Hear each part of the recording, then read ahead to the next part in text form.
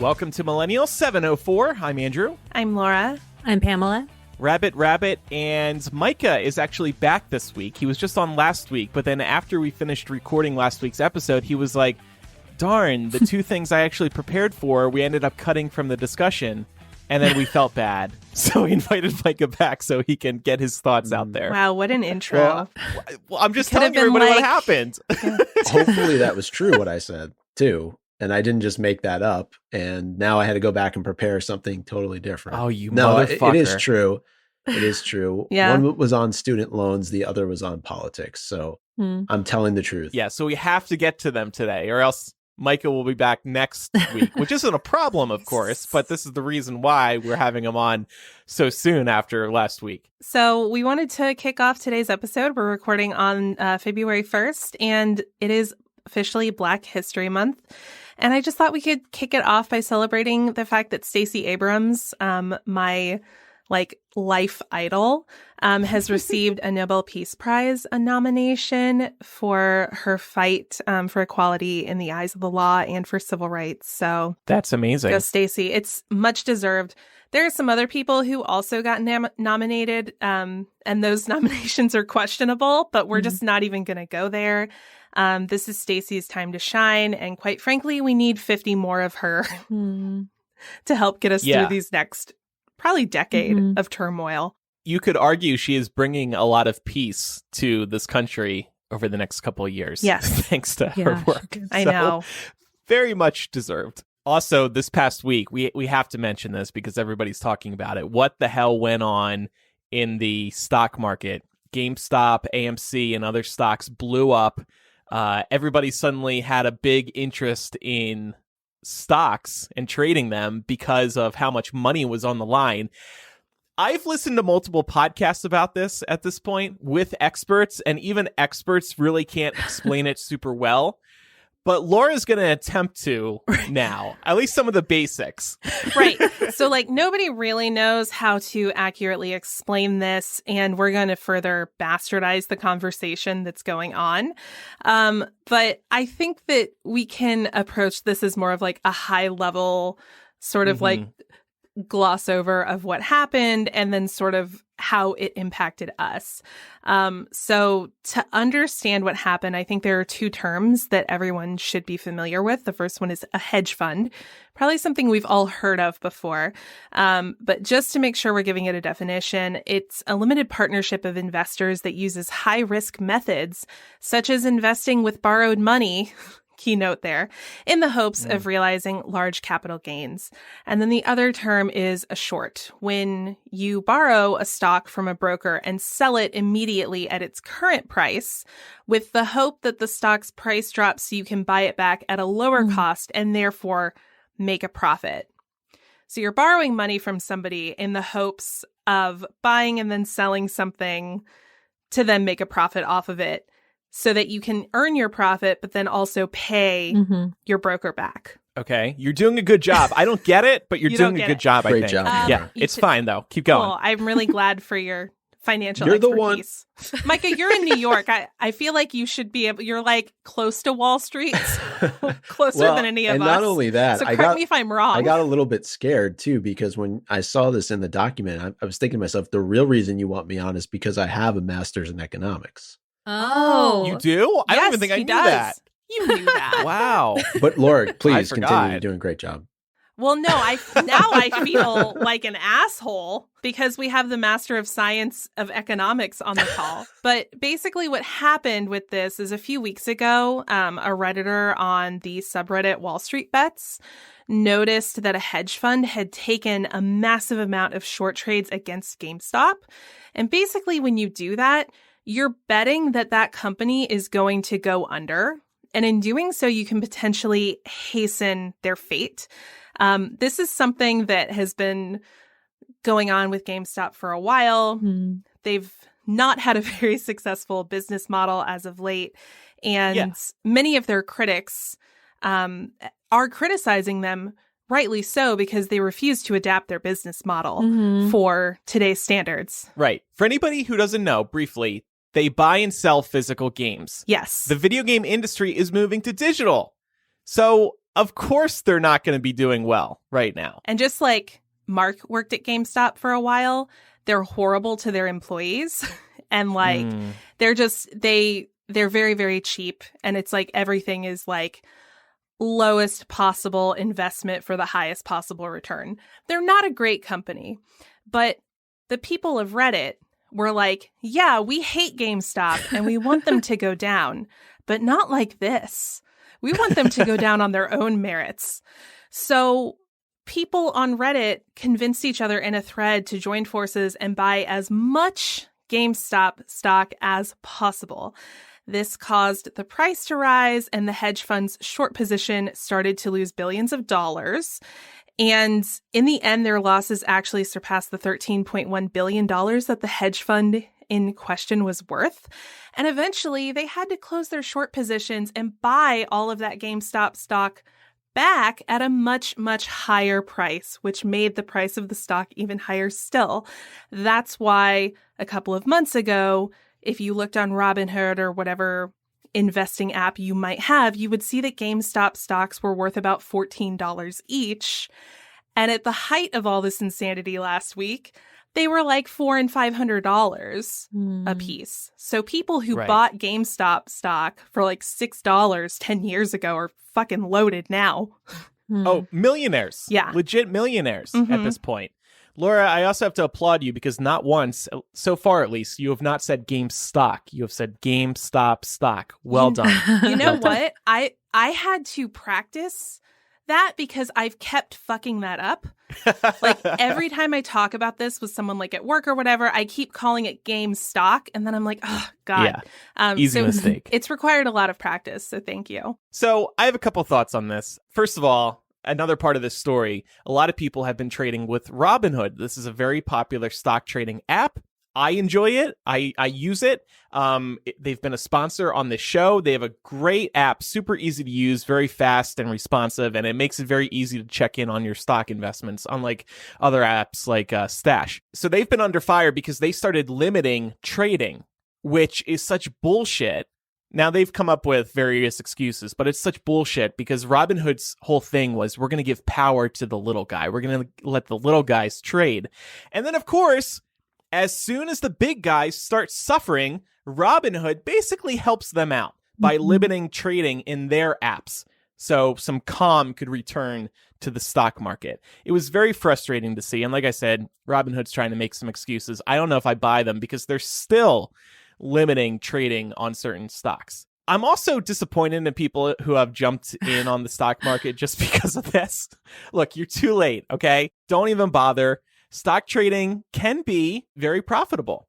I've been trading seriously since about March of this past year, partly because of the pandemic, like a lot of other people. And it's fun. It actually gives me something new and refreshing every day. It's like, it's not the same old thing every day. You never know what you're going to get, unlike the rest of my life, which is fucking boring. So the stock trading has actually been very exciting for me. I have made a pretty significant amount of money just by investing in stocks that I believe in, companies that I believe in. But the thing is, you got to be careful with your investments. It's gambling, just like 100%. You would on a slot machine. It's a little safer because when you lose money in a slot machine, you don't get it back. When you have a bad day on the stock market, you have a chance of that money coming back. So at least there's that. But it is risky. Just invest in stocks that you believe in and you might do all right, and invest slow and steadily over time. But some people right now are like still buying into GameStop like it's still going to explode. No, it's too late. Yeah.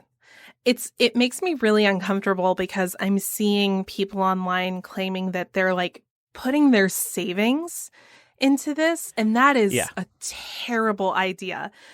I only recently started dabbling in this, kind of like Andrew in the last year, just to sort of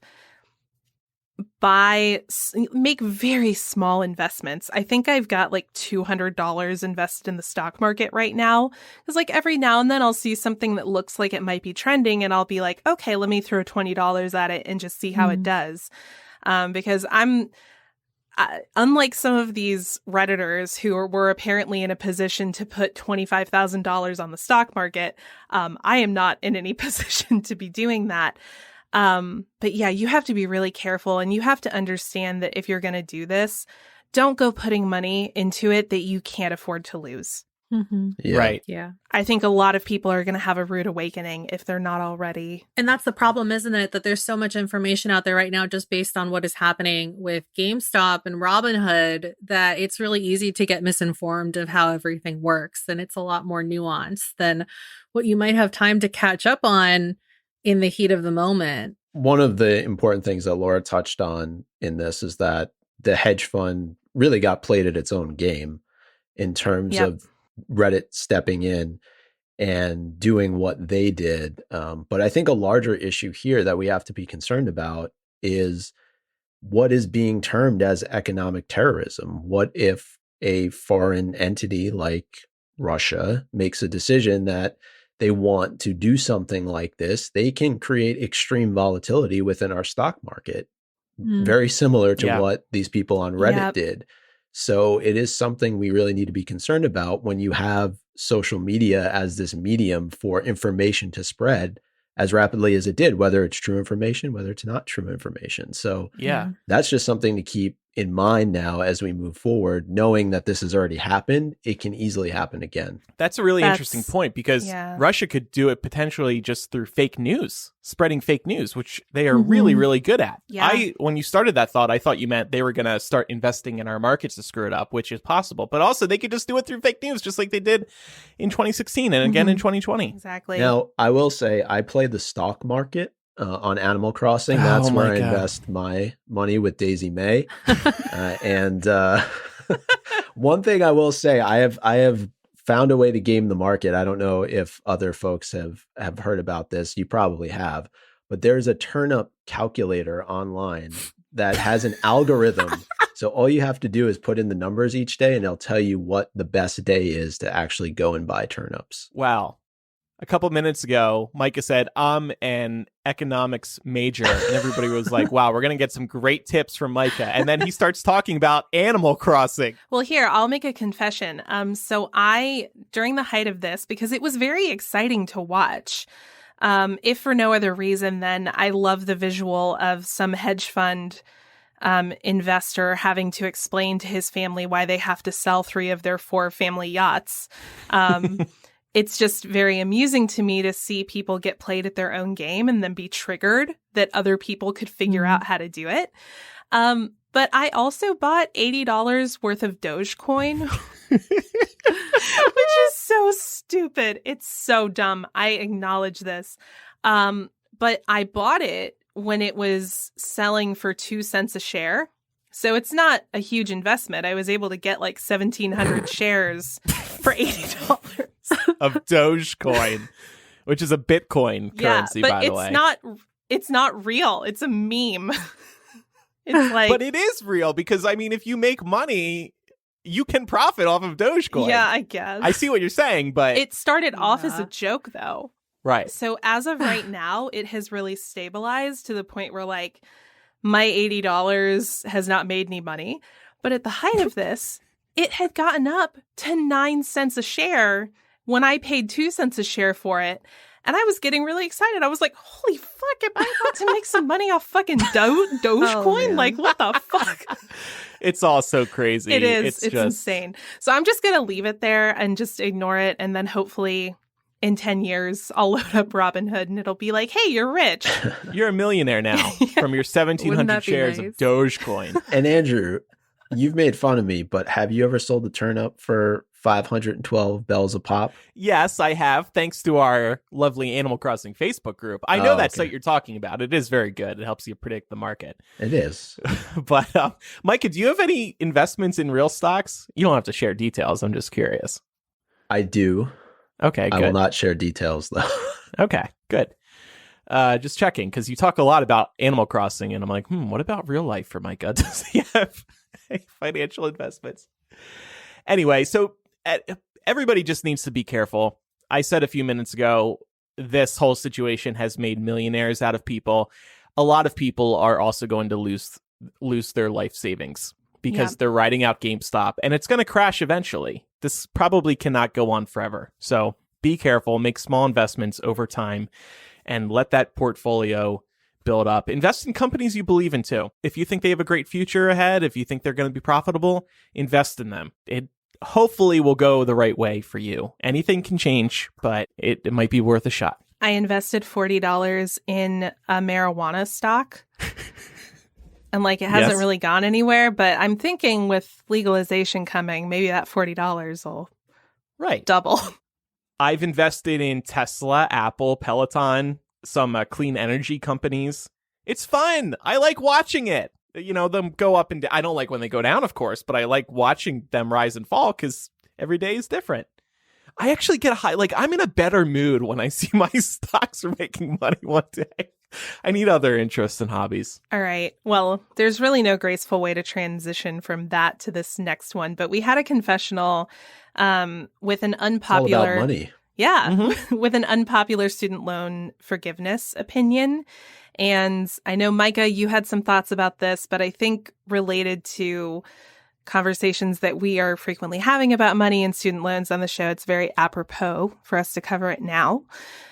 So this writer says, I consider myself to be pretty progressive politically, but I'm so frustrated by the ongoing conversations about and demands for student loan forgiveness. I worked my ass off to save for college and earn scholarships. My parents saved for decades. I had the grades and test scores to get into some excellent universities, but I chose to go to a public university in my own state solely to avoid taking on a large amount of debt. I spent my college years working and living as frugally as possible. I chose a major that would actually lead into a viable career path. I'm debt-free, and I'm really proud of the work I did and the choices I made to get here. The cost of college in the U.S. is outrageous, and we need to make changes to our education system and provide access to educational programs that will actually lead to jobs for more people.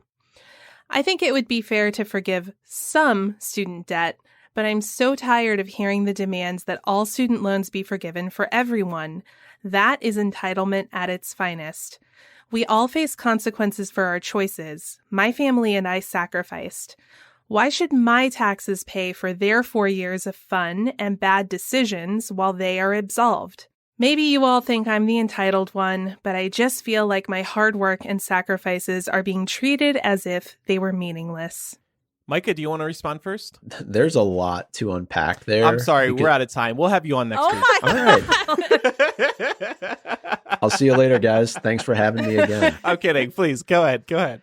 No, there is a lot to unpack there. And I guess I'll start by saying that because I looked back in my emails to see when I actually paid off my student loan debt.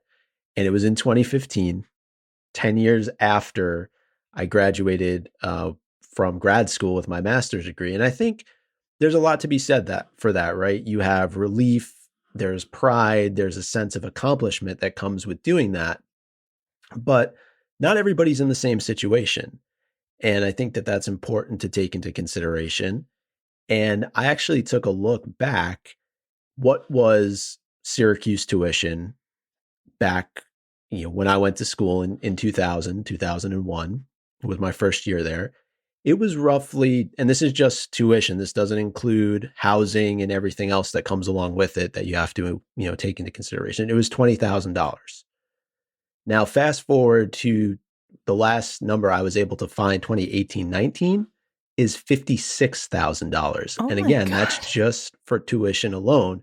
So when this person is talking about the exorbitant cost of college, totally understand where they're coming from. And now, also worth mentioning, this is a private university, not a public university, but in a lot of cases, the costs aren't all that different anymore. But I think, there has to be some sort of middle ground resolution. I'm guessing this also came on the heels of Biden putting out that executive order to extend the deferment period on student loans.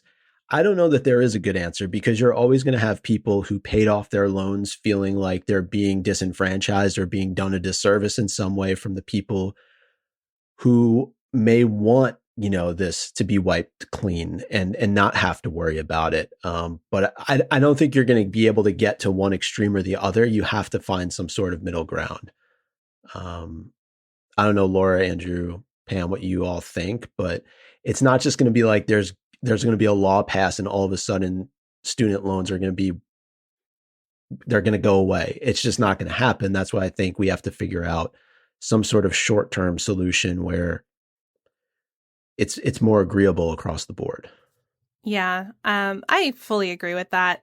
And I do want to point out too, so this confessional, the original one that was written in, was a little bit lengthy. So I did do some consolidation, and just to prevent anybody from making any assumptions, this person described that they had an extremely blue collar upbringing.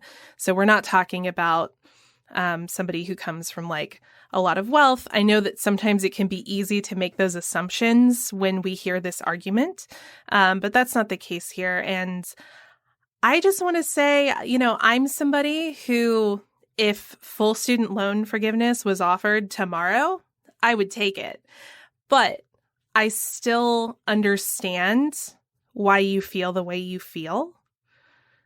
Mm-hmm. Your family did sacrifice, and you maybe didn't get to have the same college experience as some of your peers who weren't as focused on their studies.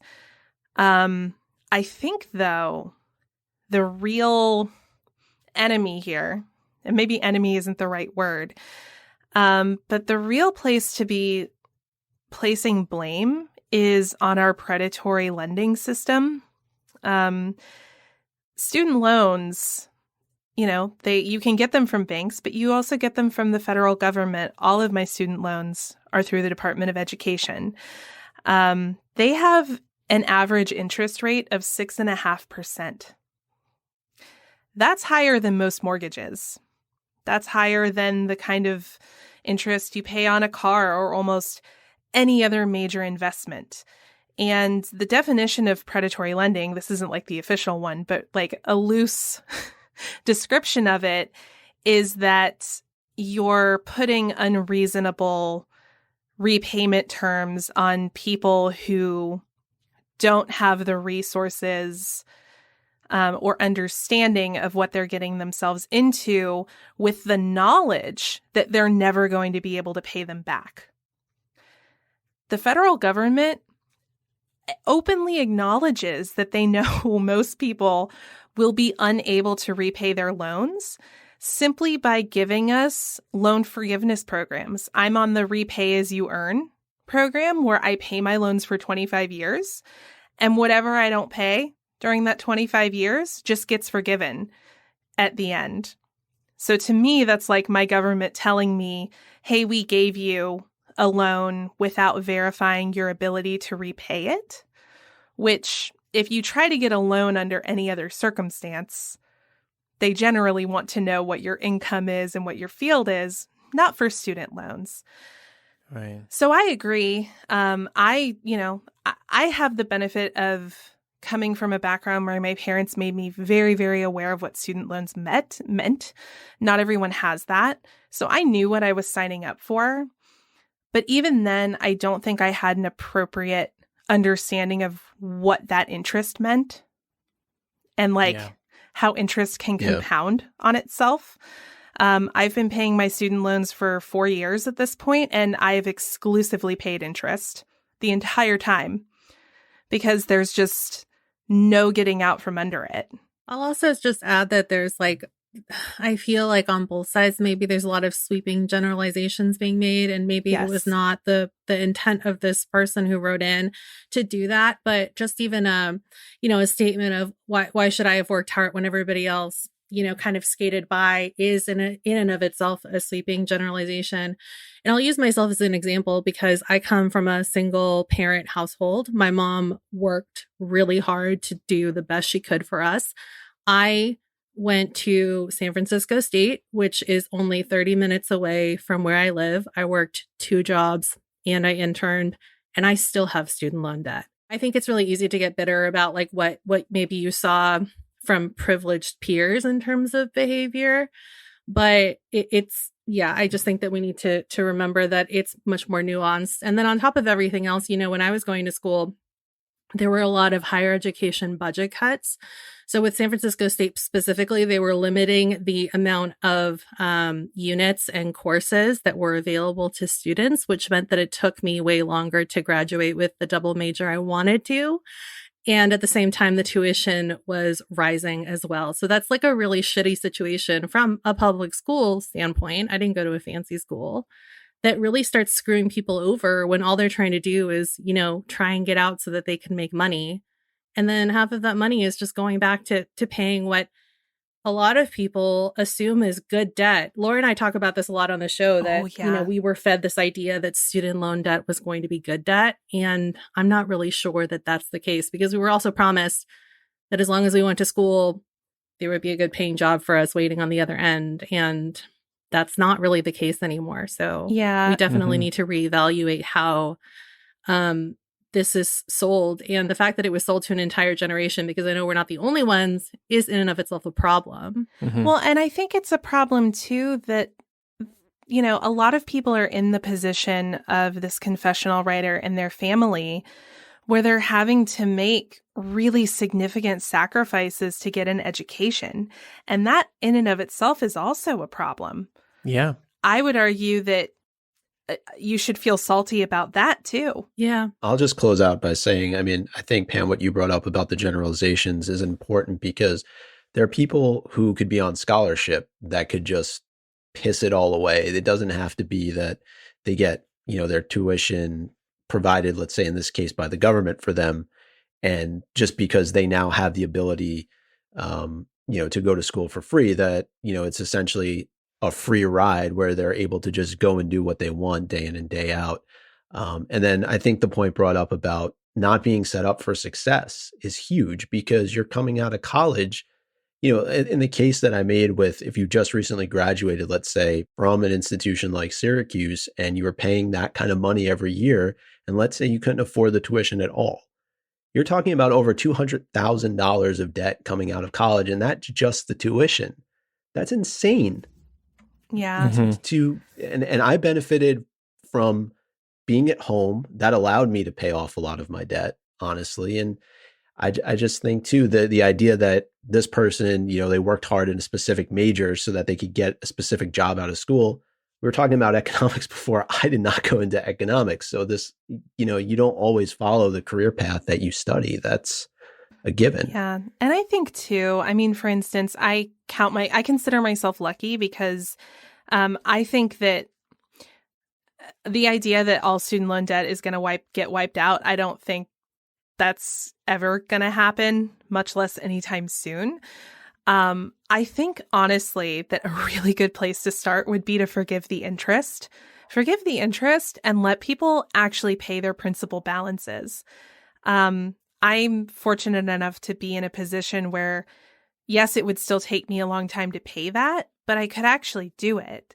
Right now, it kind of feels like the deck is stacked against me, and like they don't want me to be able to pay the principal balance down, because ultimately they make more money off of me if I don't.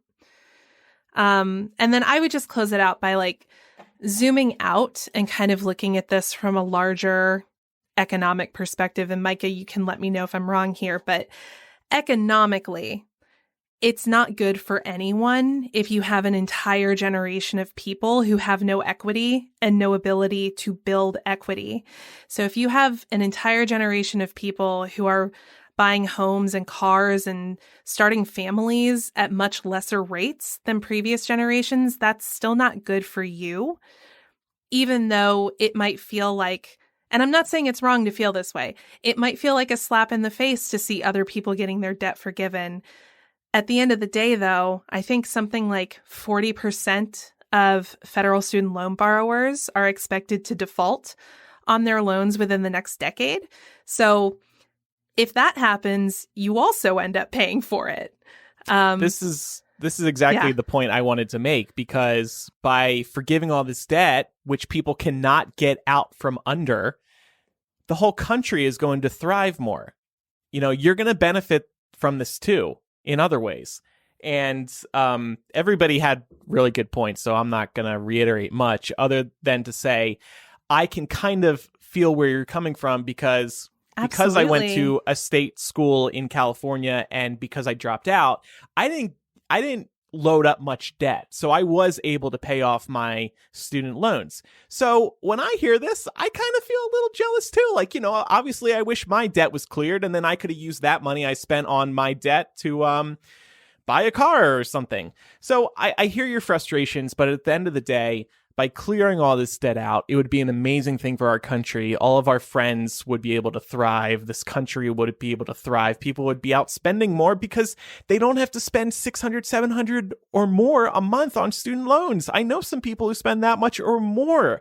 I cannot imagine having to pay that on top of everything else month to month. Yeah. And definitely, like, I don't think anybody here intends for this to come across like, you're hating on this person for having this opinion. I see it a lot and I understand it. I think that there are more nuanced ways that we can think about it. And honestly, confessional writer, I think that you're just as much a victim of the predatory costs of higher education in this country as everyone else.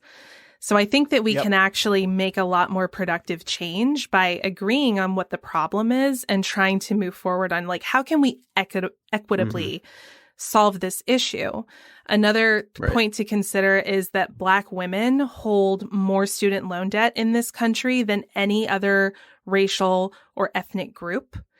And when you consider the racial wealth gap that exists, this just further exaggerates that. So it's an extremely multifaceted problem. I understand how you feel, but my hope is that we can agree to move forward on it together to try and find a way that I'm talking like we on this podcast have a way to solve this, but like that's my hope is that we're paying off all the debt. Yeah, I wish. My hope from is our that, Robinhood advertisements. My hope is that maybe like, oh my God. My hope is that we can start setting aside arguments like these in the interest of finding a way to mutually benefit everyone. And that could also include like giving people who've paid their student loans off a tax credit or something. I'm not averse to that. I'm sure we could spend more time on this, but we do have to move on. So good discussion, though. Interesting thoughts. And thank you, everybody, for sharing those. And we're going to take a quick break because Valentine's Day is coming up, and you may still be looking for the perfect gift for your loved one. If so, you have got to try Lovebook. Lovebook is the most personalized, unique, and clever as hell gift imaginable. You get to make a real book for the special person in your life. Most customers use a love book to revisit their fondest memories or to list the reasons why they love someone. There are all kinds of templates for you to start with so you can create just the right book. There are so many clever, heartfelt, and relatable pages for you to choose from. Plus, you can make your own. The possibilities are truly endless. Check them out today and make a love book for anyone special in your life. It can be someone you're in a relationship with, a parent, a child, a coworker, a best friend, a teacher, whoever. These books are truly for anyone.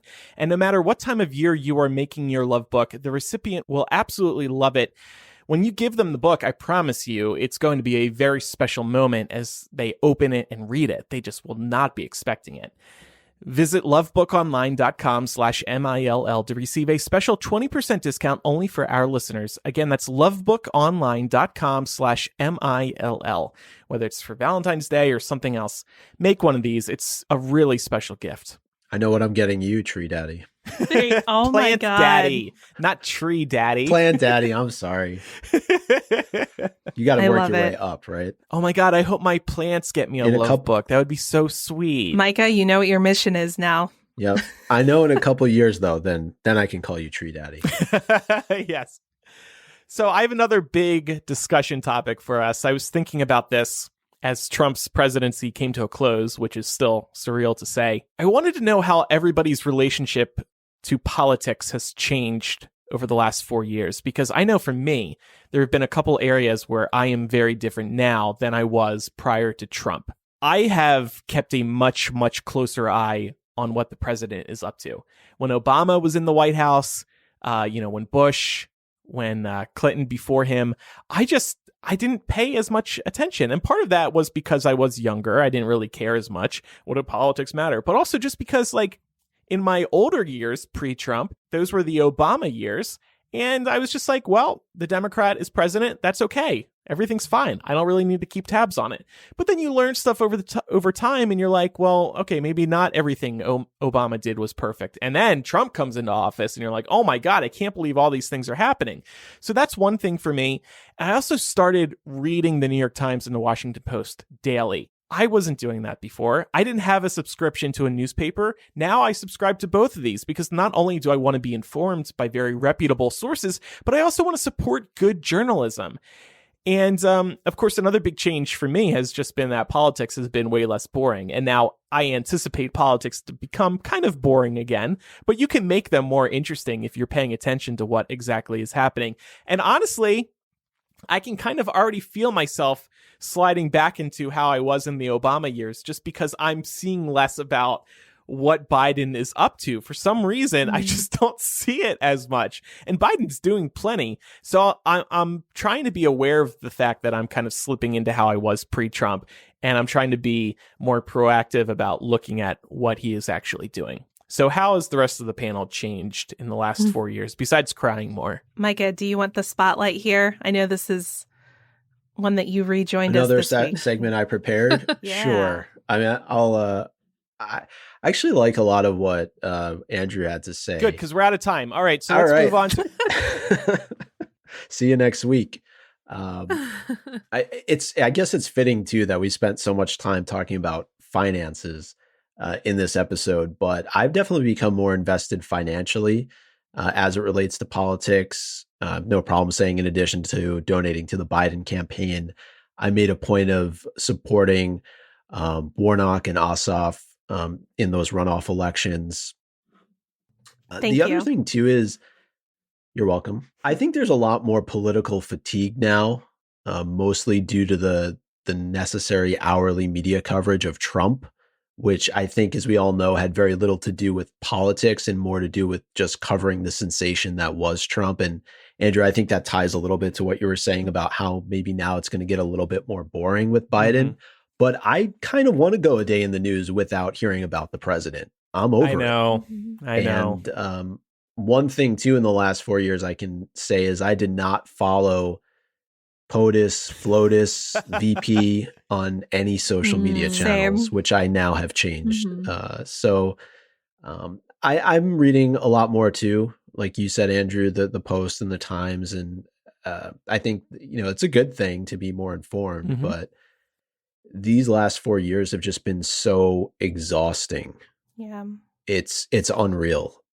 How much scrutiny he was under as president, rightly so, but just they did not let him come up for air at all. And I think it weighed on a lot of us. I know it weighed on me. No, you're right. Like psychologically, I'm done with him. Like, let him go. I don't want to hear about him I know. At all. And that's one reason why his Twitter account is gone, because it helps push him into the background. If he was still on Twitter, he'd still be tweeting shit every day about how the election was stolen from him and he'd be complaining about everything Joe does. We don't hear any of that. It's amazing. We do get those incredible briefings from the office of the former president, though. Have you guys read those? One or two. It's comically just ridiculous. I would like to echo a lot of what Andrew and Micah have already shared. I also want to add that I've become much more wary of polling. Much like the stock market, I am not an expert in polling, but I feel like I've developed a healthy appreciation for when it is a useful data point to reference and when it is not. I've also gotten into drilling into individual districts. I've gotten a lot more interested in state and local, and really growing my understanding of how that, plus the issue of gerrymandering, puts us in the types of positions we've been in politically in recent history. Particularly, I was super interested in drilling into districts that voted for Obama in 2012 and flipped to Trump in 2016 to see what they were doing this cycle. And it seemed like that proved to be a little bit of a better predictor to have smaller counties examined rather than being like, oh, national poll, 80% of the country hates Trump. I just don't find those kinds of statements very helpful, so I'm trying to stay away from them. Also, even from like mainstream news outlets, when they use that kind of data to try and make clickbaity headlines, I feel like I'm less likely to be sucked in by them now. I'm a lot more critical in general than I was 4 years ago. And I've gotten, this isn't necessarily a good thing. I've gotten pretty cynical about the Republican Party. No. Like, I feel like at this point, if you are aligning with a party that is wanting to brush an attempted coup that happened not even a month ago under the rug, then I don't trust your judgment. I know. And that's not so much, I mean, I understand like individuals, like private citizens, that maybe doesn't apply quite so much to them as it does to the elected officials. I still definitely find myself like raising an eyebrow when I hear a regular person buying into QAnon. At the end of the day, though, I recognize that they're victims of cultism. Yeah, it's maybe not necessarily a good place to be. I think the biggest way that I've changed is kind of the way that I read news specifically. I think before Trump, if I was, if I didn't have enough time to read, say, the newspaper, basically what I would do is I would read the headline and the nut graph and then see if it was something that I needed to catch up on or inform myself on. And if it wasn't and I didn't have time, I'd move on to the next thing. I'm way less likely to do that now, especially if I'm reading online because of sensational headlines. It's very easy to, like Laura was saying with the polling, to get, sucked into just assuming you know exactly what a story's about based on how they've basically advertised it, just in a few words. And I also read more sources than I did before. So instead of reading, about one news story from one or two outlets' perspectives, I will sometimes even read like 3 or 4 different takes just to see how people frame it and try and form my own opinion. But with all that said, funnily enough, over the course of the past few years, I've actually kind of started limiting how often I check up on news throughout the day, which is something that I have had to try really hard to work on because I'm in journalism. So it's really easy to get swept up in the 24-hour news cycle. And that was my life for a really long time. But it just starts draining on you so fast. And I'm shocked that I held out as long as I did. And now I just kind of check like maybe 3 times a day, if that. So once in the morning, once in the afternoon, once in the evening. And that's what I was doing even before Trump left office. And I feel like I'm checking even less now that Biden's been in office for a few weeks. But I do need to get back to it because I know it's important to keep up on it. But yeah, that's basically, it's just like my news consumption habits have really altered a lot. I like the point about reading multiple sources because you do get those different perspectives and how, like you said, Fox is a good one too. How people Fox. Oh, Fox. I thought you said Vox, which is a source we would like here on the show. Well, know your enemy. I think you were going, Andrew. We even try to do this on the show. Like, we're not always perfect at it, but we do try to cross-reference sources when it's, they're available to do so. So like if I see something on, The Hill, I will have a look at like WAPO, the New York Times, Vox, like to start seeing if I can see a consistent theme in other places. Yeah. And I wish that were just more of an everyday part of American life, but unfortunately it's not. But it's also a time thing. You don't have time to read the same story in 4 different places. I remember what I was going to say, though.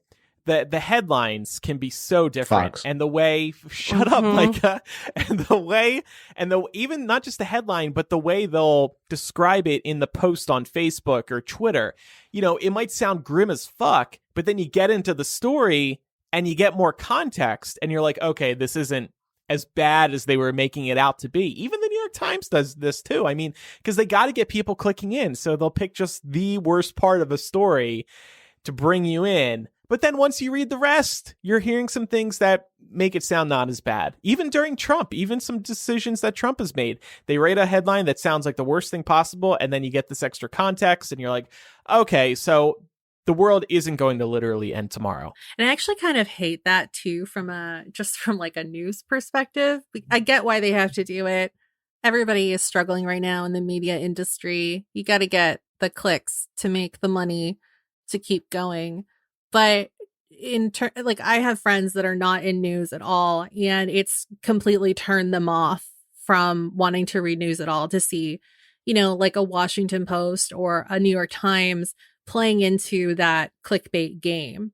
And we saw it happening a lot more over the course of like the last maybe 2-3 years of Trump's run as president. So yeah, I get it, but I do kind of wish that they would maybe not feed into it as much, because I feel like I spend half my time trying to convince people why they should still be reading the news, or maybe even subscribing to a physical paper, because it's like apples and oranges in terms of coverage and how things are framed, based on, like, you could read a story in the Washington Post that runs in print, but also online, but the way it's framed in print is way different than it's framed online. So yeah, for sure. I mean, you have a really great example of this is right now, there are 10 Senate Republicans who are trying to bring a compromise deal to Biden's desk on COVID relief.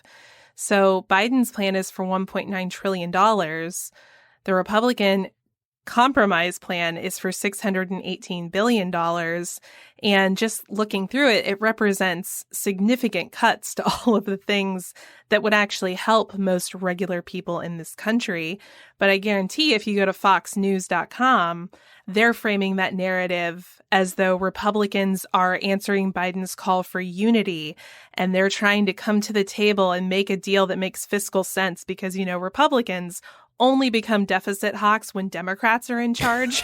Right. When Republicans are in charge, spend they'll blow as much the deficit as up. you It doesn't want. matter. Yeah. One other thing, just really quickly, that came to mind when you were kind of making all your points was, I think a lot of people also found their voice in the last 4 years politically that I would never have expected before. I mean, I've probably been pretty outspoken myself over the years, but just like looking through social media and people just calling a spade a lot of times, or being really passionate and outspoken about certain issues that otherwise weren't. I think if there's one positive thing that can be taken from the last 4 years, maybe that's it. Yeah, I think that's a good point. Also, I know that Andrew was saying that we need to keep supporting journalism, good journalism and stuff, but I would also encourage people to support local journalism, because I think what often gets swept under the rug is a lot of these national pieces that you see on like the cable news media.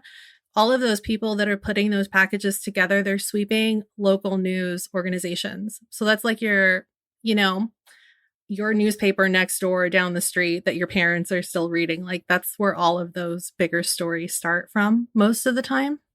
Just by really good investigative reporting that's being done by people that are underpaid, overworked, and are doing it because, they love it and they feel some kind of sense of duty to keep the public informed. And also think about when news breaks in your town, and let's say it's a huge nationwide story, let's say, God forbid, a shooting, who's the first on the scene? The local reporters. And who's going to get the best coverage because they're so well connected in the town? The local people. Yep. So yeah, that's a great point. I meant to bring that up. When I moved out here, I started supporting a Vegas paper, just like I was in Chicago. And then like a few weeks later, they endorsed Trump. I was like, well, goodbye, Time Las to move Vegas my money. Review Journal. Yeah, I called them up. I said, I'm canceling because of that endorsement. Fuck off. And then I found the left-leaning one. Did you really? I didn't say fuck off, but I said I'm canceling because of the endorsement. Oh, okay. Yeah. Good for you. Yeah. Well, I think I told you guys I attempted to record the call, because I hoped they were going to try to fight me, because, these papers, they don't want you to cancel because they're struggling. He didn't put up a fight. He was just like, all right, it's done. I'm like, okay, cool. Yeah, they were like, we don't want you either. All right, well, before we move on to pop culture, I wanted to share a quick word from one of our sponsors, Third Love. I've been wearing Third Love's bras for a couple of years now and have slowly been replacing my bras with a new Third Love bra ever since. I honestly didn't believe that it was possible for a bra to be supportive, comfortable, and attractive until I tried on my first 24/7 perfect coverage bra from Third Love. Every Third Love bra is made with signature memory foam cups, no slip straps, and a scratch-free band, all available in cups AA through I, including half cups, and band sizes 30 through 48. If you're not sure about your size, you can take Third Love's online Fit Finder quiz to find a style and size that fits your unique shape and body. It takes less than 60 seconds to answer a few simple questions, and if you don't love it, exchanges and returns are always free for 60 days. Third Love knows there's a perfect bra for everyone, so right now they're offering our listeners 20% off your first order. Go to thirdlove.com/millennial to find your perfect fitting bra and get 20% off your first purchase. That's thirdlove.com/millennial for 20% off today. So really quick, in pop culture, Netflix is rolling out another feature that you might be excited about or you might not be. There's going to be a shuffle play option very soon, and they're actually thinking about rolling this out, or they will be rolling this out within the first half of 2021. So this is something that you'll see incredibly soon if you're not already seeing it as part of a test pool that's currently ongoing. So basically what's going to happen is that when you sign in on that login page that has all of the profiles of people that are on your account, you're going to see a button that says that you can go into shuffle play. And when that launches, it'll just take you to a randomized title. And if you don't like it, you'll see another button that says play something else, and you can click on that, and the process kind of repeats over again. So as part of this feature, what Netflix will do is that it'll use its algorithm to pull from shows and movies that are similar to the things that you've already watched on the platform. It'll also pull from titles and genres you frequently watch, and it'll also pull from all of those titles that you have on your My List that you have not gotten around to yet. So that's what's coming down the pipeline over on Netflix. We all are Netflix subscribers, so I just thought it would be interesting to talk about this because I want to say we discussed this before.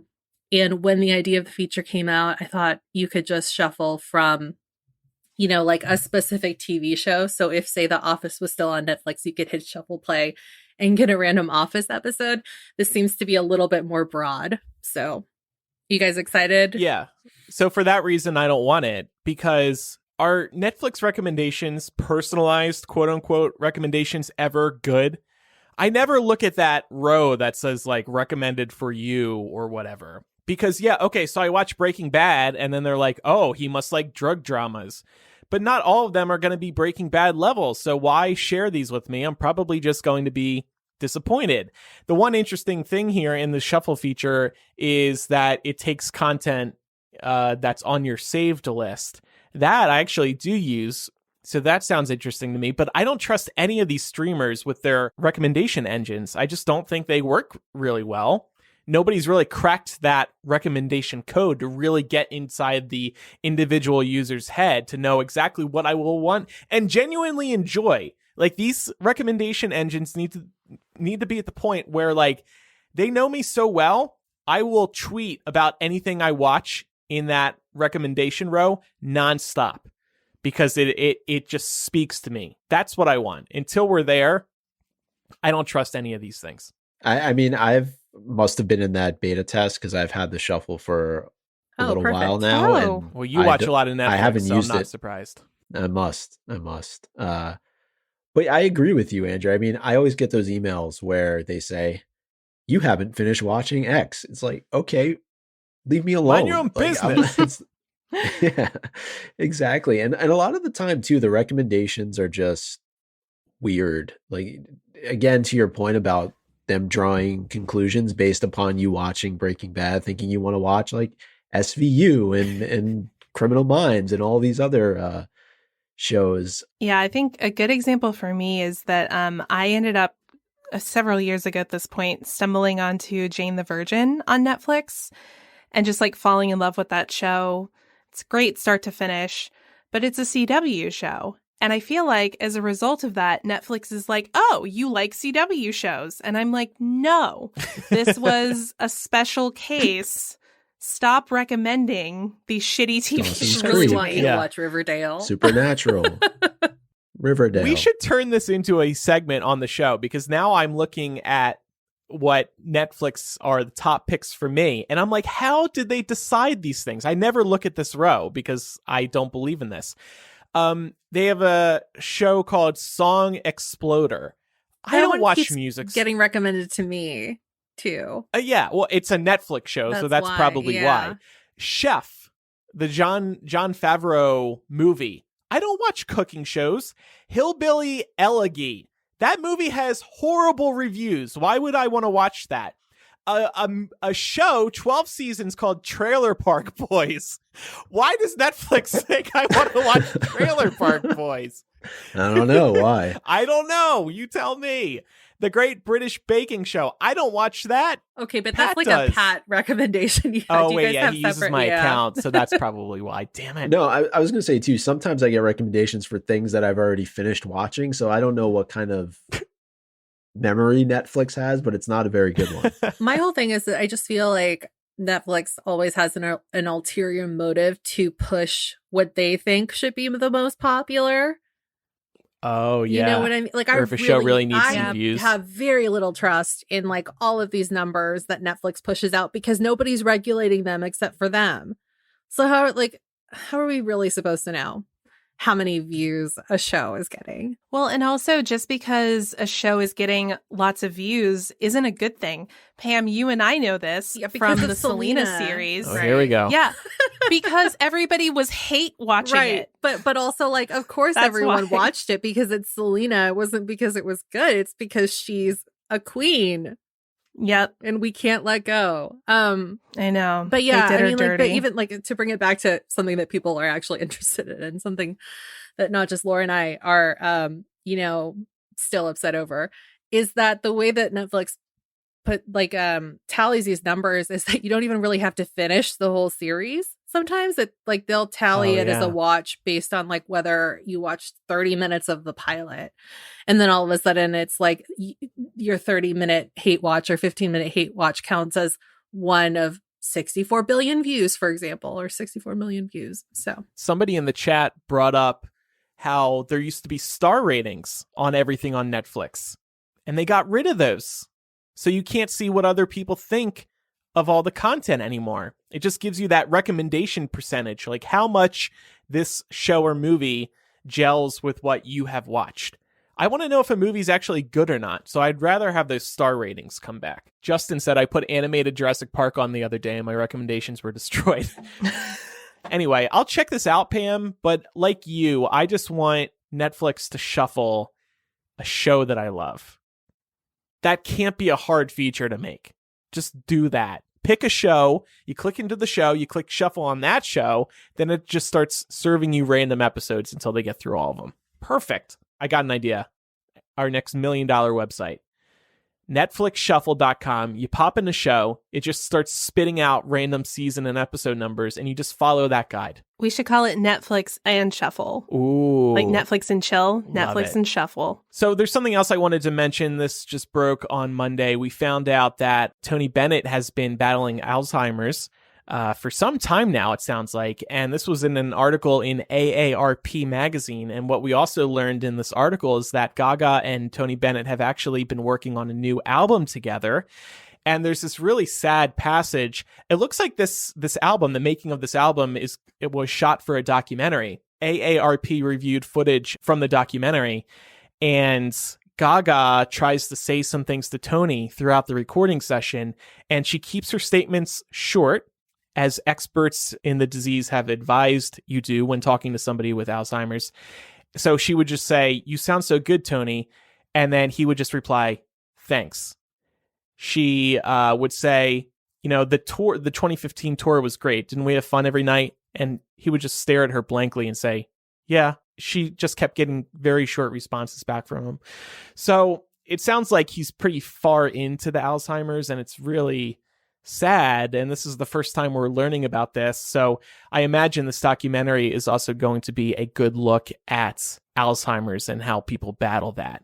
So we don't know much more about this documentary at this time. Gaga and Tony Bennett's Cheek to Cheek album was very well received. I wasn't personally a huge fan of it just because it's not necessarily my type of music, but I know both of them sounded amazing on that. So I think everybody's really looking forward to this follow-up album. But yeah, just a sad situation I thought I'd mention. Yeah, it'll definitely be. I mean, you have to admire, I would assume that Tony Bennett signed on to this, understanding that part of this is going to be really shining a light on the disease. And you have to admire him, or, if I'm not sure if that's something that would be at the discretion of any caretakers who are caring for him. But I think that was their decision, because it's his caretakers who actually were interviewed for this AARP piece. Got it. Okay. I mean, he's an American icon, obviously, and like it's interesting because I've watched him a lot or listened to him a lot when he would, sing with Billy Joel. He would always show up at, Madison Square Garden or Shea Stadium or other places to do New York State of Mind. Being from Queens, obviously, a song has a lot of meaning. So it is sad to see. I mean, I know he's in his mid 90s at this point, but to see him come back and do everything he's done over the course of the last couple of years it's amazing. That is the amazing part, that he is suffering from this disease, and yet he can still go into the studio and sing like nothing's wrong. That's really incredible. Yeah, in a similar vein to what Micah was saying, I mean, Tony Bennett's version of I Left My Heart in San Francisco is something that's very near and dear to my hometown, the city. He's at like every playoff game for the Giants. Whenever they've made it, they play that song every time they win. It's just very deeply rooted into the fabric of the city. So it's really sad, but how nice that they're able to make this one last record together, because like Andrew was saying, the Cheek to Cheek was very critically received and they just did such phenomenal work. It was a turning point for Gaga as well, because that was kind of the first time that everybody got to see her do something different than, the dance pop that she burst onto the scene with. Right. And it really showed her range. So I'm really excited to see what they do, even though it's obviously going to be very bittersweet given the circumstances. Yeah, and apparently there's a scene where Gaga's watching him sing and the song ends, and Gaga looks on from behind her mic, her smile breaking into a quiver, her eyes brimming before she puts her hands over her face and sobs. So this sounds like this is going to be a really moving documentary and maybe hard to watch too. Anyway. Well, on to something that hopefully isn't hard to watch. Just wanted to let y'all know that Mark and I recorded a WandaVision Q&A. Some of our patrons in the last week have requested this because if you're not super familiar with all of the lore involved and all of the happenings of the MCU over the last 10 years, you might be a little bit confused about what's happening in WandaVision.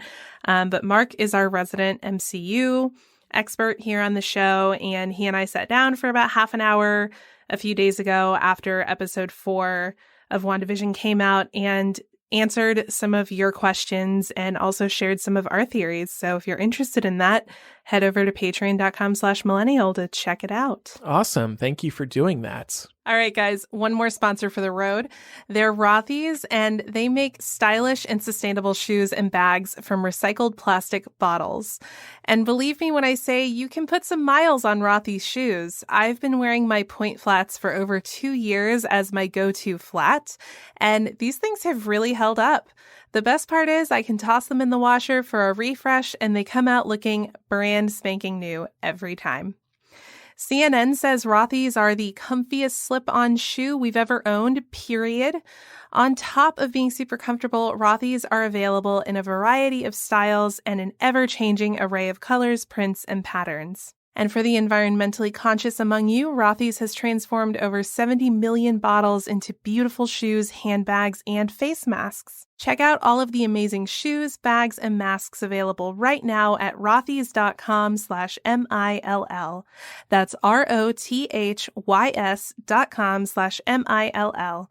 Style and sustainability meet to create your new favorites. Head to rothys.com/MILL today. It's time for some recommendations, so this could also spur a bit of discussion. I want to recommend being a decent human and picking up your dog's shit. Now, in my area, for some reason, a lot of people insist on not picking up their dog's doo-doo. And it really pisses me off because it is not hard to do. You bring, with your leash, you attach a little doggy bag holder to it, and you pick up the dog shit when your dog craps. Out here, for some reason, I can't walk a block without seeing 2 or 3 piles of dog shit, and it's just so infuriating. Now, my area does not have those dog trash bins with the bags attached with a sign that say, pick up your dog's crap, you moron. But they are adding those soon. But I'm not helpful that's going to exactly fix things, because it's just instilled in people that they can be a bad neighbor. Do you guys experience this where you live? I know it's not exclusive to the area I'm in. No. I mean, I do here. And what's interesting is that, I mean, there are literally islands in the boulevards that separate the streets where you can go to walk your dog. Now, look, the reality is the dog isn't always going to make it to the island, right? I mean, yeah, that's just the way it goes. But a lot of us here, we have like these little strips in front of the house where technically they're owned by the city, not owned by the people who own the property. Chicago has these too. Yeah. People think that they can just go and walk their dogs there. And it's become a real problem because residents don't want dogs taking a dump or a leak on this strip because they feel like it's their property. Like they own it, even though it's, and people will fight back. No, it's the city's, and it creates this huge argument. It's just ridiculous. Mm-hmm. To your point, Andrew, pick up after your dog. It's not that hard. Yeah. I've seen really cool signs if you want to buy them, like stick them in the ground that say like, smile, you're on camera, pick up after your dog or something like that. I'm at the point where I want to make my own signs and tape them up on wherever I can, because it just infuriates me. And I'm like, if you let your dog poop there, don't you walk by that spot for the next few weeks when you walk your dog again? Don't you get tired of seeing that dog crap? Yeah, I will say something that gets aggravating about this, being in a semi-rural area that I am. I walk my dog on a leash, but there are a lot of folks here in Georgia who just let their dogs roam free and like live their best lives and shit wherever they want. But sometimes it gets frustrating because as one of the only people in my area who walks her dog on a leash, I tend to be the most visible dog owner.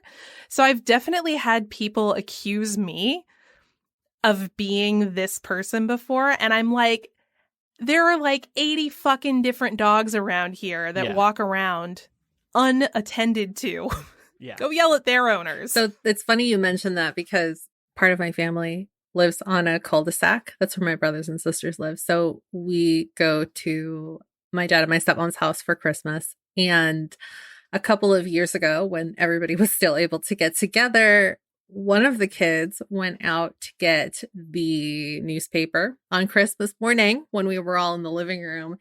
And in the mailbox was a bag of dog shit that was labeled pick up after your dog. Now, the best part is that my brother who saw this looked in the bag and he was like, this is not our shit because our dog is big and this is very small.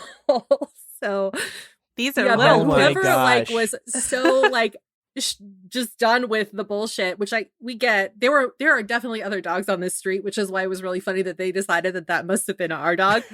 They must have just been so done to take the trouble to scoop it into a paper bag and label it and then walk all the way over to our house, which is at the top of the hill, and put it in there. About 2 weeks ago, me and Pat were driving and we were just leaving the neighborhood, and I saw an older couple walking their dog, and the dog was taking a shit, and we were approaching a stop sign, so we were slowing down, and I rolled down the window. I said, Pat, yell at them, because at that point I was up to my head. I was just so mad. He didn't do it because we were moving too quick, and I don't think it registered with him that I was serious. But if I see any motherfuckers doing that again, I'm gonna yell out the window, past Pat, right into Pat's ear. Because they deserve to be embarrassed. Mm-hmm. And I have a theory, which is that anyone who doesn't pick up their dog poop also hates wearing a mask. These just aren't decent people. Ooh, I would like to see that Venn diagram. There's no Venn diagram. It's just a circle over top another circle. Yeah. So that's my rant and recommendation. Pick up your dog shit. Andrew is up to his ears in dog shit. I've had Somebody do something. My recommendation I'm just going to wait for Andrew to say, here we go again, is the Anything for Selena podcast, which you can listen to on all platforms. It's super good. And what I really love about this show is that the host that does it is she talks about her own experiences growing up as Mexican American, but every episode is released in English and also in Spanish.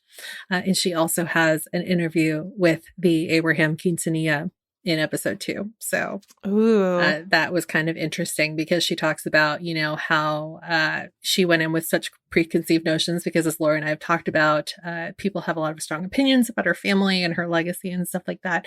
But it's really well done, and I'm enjoying it so far. So if you, like Laura and I, are really deeply embedded in Selena and her legacy, and even just got, rolled into what was going on at Netflix with the show, I would recommend checking this out because it's really well done. You two should try to get an invite onto the podcast. We'll send them your discussion here as a audition. I guess it depends. Did she like the show? Did I? Oh, you know what? I'm not sure yet. I'm only like 3 episodes in, but that might be grounds for cancellation, I guess. Yeah. Find out how she felt about the show, and then we can make that pitch. If you two disagree with her, then that might make for a good discussion. Oh, that's a good point. Maybe we can invite her on here, and Andrew can take a break for the week. Yep. Great. Total Selena episode. Micah, no. That's my recommendation. Micah, no pressure, but do you have a recommendation this week? I mean, I've been reading a fair amount during the pandemic, and one series that was recommended to me actually by a Mugglecast listener was The Secrets of the Immortal Nicholas Flamel. I'm not sure if anybody's heard of that series before, but if folks like Harry Potter and other series like that, this is just like taking every mythological creature and being ever mentioned and throwing it all into one story, regardless of what part of the world it may come from. So it's actually really cool. It's very light reading. There's 6 books, and it's enjoyable. It's easy to get through. So if people are looking for something to read, I definitely recommend giving that first book a chance. We also recommend, very politely, pledging to our Patreon if you are able. We would really appreciate that. Yes, please. It is because of the Patreon. It is because of the Patreon that we have this podcast, and we enjoy so much running this podcast, doing it every week. And we also really love interacting with listeners, and we do that in a big way as we record each new episode. We have this Discord, which is a Patreon exclusive benefit, and we can see everybody responding to what we're discussing as we are recording. And it's really awesome because podcasts are so one way. It's really nice to get real-time feedback. There's many other benefits, including After Dark, and today we're going to be talking about New Year's resolutions. Do we have any this year? And if so, do we feel like we are going to be able to hit them out of the park? And why didn't we hit them out of the park last year? I have a few resolutions in addition to becoming a plant daddy. I thought up a couple others that I'm pretty excited about, and I hope I stick with them this year. So that's available at patreon.com/millennial. Thank you to our latest patrons, Jordan, Caitlin, Sarah, Alyssa, Miko, hope I'm pronouncing your name right, Daryl, Reggie, and Laura, not Laura T. So thank you to everybody who pledged recently. We really appreciate your support. Thank you guys so much. If you want to share any thoughts on today's episode, you can email millennialshow@gmail.com or use the contact form on millennialshow.com. Also, follow us on social media. We are Millennial Show on Instagram, Twitter, and Facebook. And please listen to this because I don't bring it up enough. We would really appreciate if you took a moment to review Millennial on Apple Podcasts or wherever you listen to Millennial. We love getting new reviews in there because it helps new listeners discover the show. So thank you. If you can do that in the next couple weeks, we would really appreciate that. Thank you very much. And last but definitely not least, thank you so much for listening. I'm Andrew. I'm Laura. I'm Pamela. And I'm Micah. Bye, everybody.